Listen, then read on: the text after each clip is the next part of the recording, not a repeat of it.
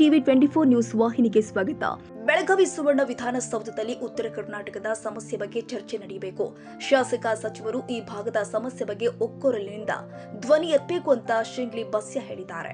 ಬೆಳಗಾವಿಯಲ್ಲಿ ಮಾತನಾಡಿದ್ರು, ಸರ್ಕಾರ ಉತ್ತರ ಕರ್ನಾಟಕವನ್ನ ಸಂಪೂರ್ಣ ಮರೆತು ಬಿಟ್ಟಿದೆ. ಮೂಡ ಹಗರಣ, ವಾಲ್ಮೀಕಿ ಹಗರಣದಲ್ಲಿ ಸಿಲುಕಿ ರಾಜ್ಯದ ಅಭಿವೃದ್ಧಿಯನ್ನೇ ಮರೆತಿದ್ದಾರೆ ಎಂದಿದ್ದಾರೆ.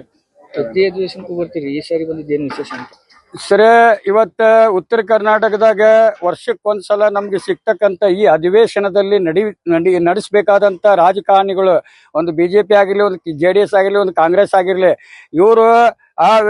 ಇವರು ಒಂದು ಈ ಉತ್ತರ ಕರ್ನಾಟಕಕ್ಕೆ ಇವರಿಂದ ಯಾವುದು ಅನುದಾನ ಸಿಗ್ತಾ ಇಲ್ಲ.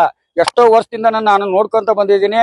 ಈ ಒಂದು ಸುವರ್ಣಸೌಧ ತಮ್ಮ ಒಂದು ಕಾಟಾಚಾರಕ್ಕೆ ಇದು ಒಂದು ಸುವರ್ಣಸೌಧ ಮಾಡಿಕೊಂಡಿದ್ದಾರೆ ಹೊರತು ಇಲ್ಲಿ ಬಂದು ಈ ಉತ್ತರ ಕರ್ನಾಟಕದ ರೈತರ ಸಮಸ್ಯೆ ಆಗಿರ್ಲಿ, ಮಾದಾಯಿ ಹೋರಾಟದ ಒಂದು ಸಮಸ್ಯೆ ಆಗಿರ್ಲಿ, ಮತ್ತು ಇಲ್ಲಿ ಕೂಲಿ ಕಾರ್ಮಿಕರ ಸಮಸ್ಯೆ ಆಗಿರ್ಲಿ, ಆ ರೈತರ ಒಂದು ಹೊಲಕ್ಕೆ ಒಂದು ದಾರಿ ತೋರಿಸಂತ ವ್ಯವಸ್ಥೆ ಆಗಿರ್ಲಿ, ಇವು ಯಾವ ನಡೀತಾ ಇಲ್ಲ.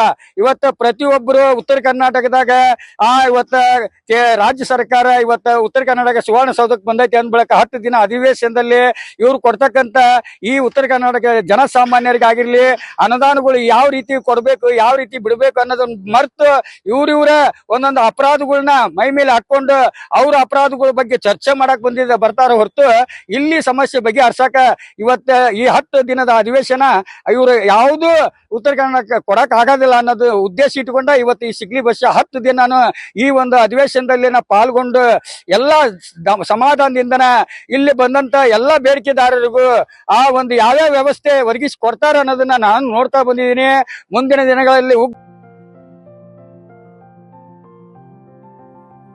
ಕನ್ನಡಿಗರ ಮೆಚ್ಚಿನ ನಿಮ್ಮ ಟಿವಿ 24 ಕನ್ನಡ ನ್ಯೂಸ್ ವಾಹಿನಿ ಇದೀಗ ಟಿವಿಯಲ್ಲಿ ಲಭ್ಯ.